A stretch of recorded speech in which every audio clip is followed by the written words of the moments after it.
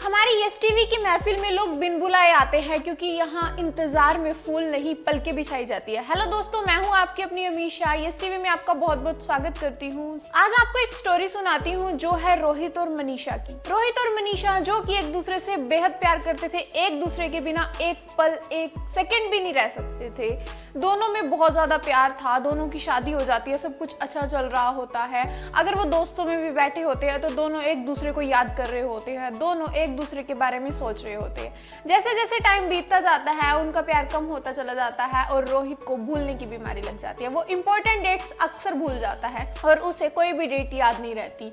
होता कुछ यूं है कि उस दिन दोनों की एनिवर्सरी होती है और मनीषा उसके इंतजार में बैठी होती है कि वो कब ऑफिस से आए और उससे बात करे और उसे विश करे। रोहित इतने में ऑफिस से आ जाता है और जैसे ही डोरबेल बजती है तो मनीषा दरवाजा खोलती है और वो थका हारा अपनी चेयर पर बैठ जाता है और बोलता है, मनीषा एक गिलास पानी लाके दो। तो मनीषा अंदर से बिल्कुल टूट जाती है, उसका दिल बिल्कुल टूट जाता है और वो पानी लाकर रोहित को पकड़ा देती है और वो मन ही मन में कुछ से कुछ सोच रही होती है और बड़बड़ करती हुई अपने रूम में चली जाती है। वो रूम की सारी लाइट्स ऑफ कर देती है जहां उसने डेकोरेशन की होती है और जो केक होता है उसे वो ढक देती है। उसके बाद जो उसके लिए गिफ्ट लाई होती है वो भी एक कोने में लाकर रख देती है और उसका दिल बिल्कुल टूट जाता है। रोहित बहुत ज्यादा दुखी होता है क्योंकि उसको ऑफिस का दिन बहुत बेकार रहा, तो वो उसी हालत में घर से बाहर निकल जाता है और बड़बड़ करता हुआ वह भी बाहर निकल जाता है और सोचता है कितनी लड़ाकू बीवी है, हमेशा लड़ती रहती है। ये नहीं कि प्यार से हंसकर स्माइल ही दे देती और प्यार से बात ही कर लेती और उसको इसकी भनक तक नहीं होती कि उनकी मैरिज एनिवर्सरी आज है। वो चला जाता है और चाय की टपरी पर बैठ जाता है। वहां पर हाथ मसलता हुआ वह चाय के लिए ऑर्डर दे देता है। इतने में पीछे से बुजुर्ग आते हैं और आवाज देते हैं, बेटा इतनी ठंड में बाहर चाय पीने आए हो। तो जैसे ही रोहित पीछे मुड़ता है वो बोलता है कि चाचा जी आप भी तो इतनी ठंड में चाय पी रहे हैं यहाँ पर। तो बोलता है कि मेरा तो कोई है नहीं, ना मेरे कोई आगे है ना कोई पीछे है, ना बच्चे मेरी कदर करते हैं ना मेरी बीवी है, लेकिन तुम्हारा।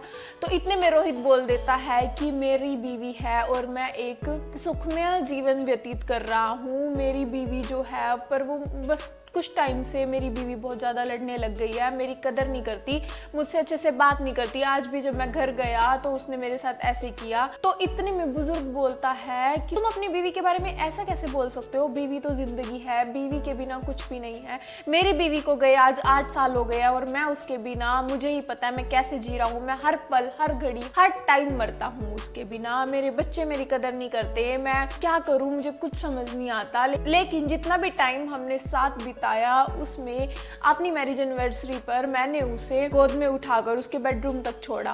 तो इतने में रोहित को याद आता है कि आज डेट क्या है। वो तुरंत अपना फोन निकालता है और वो डेट देखता है। फिर उसे याद आता है आज तो मेरी मैरिज एनिवर्सरी है। वो उस बुजुर्ग आदमी के हाथ को चूम लेता है और फटाफट चाय के पैसे देकर घर पहुंच जाता है। जब वो घर पहुंचता है, जब वो डोरबेल बजाता है तो मनीषा उसके सामने आती है। मनीषा कोई भी सवाल किए बिना सीधा बोलती है कि तुम इतनी ठंड में बाहर क्यों गए बिना स्वेटर पहने।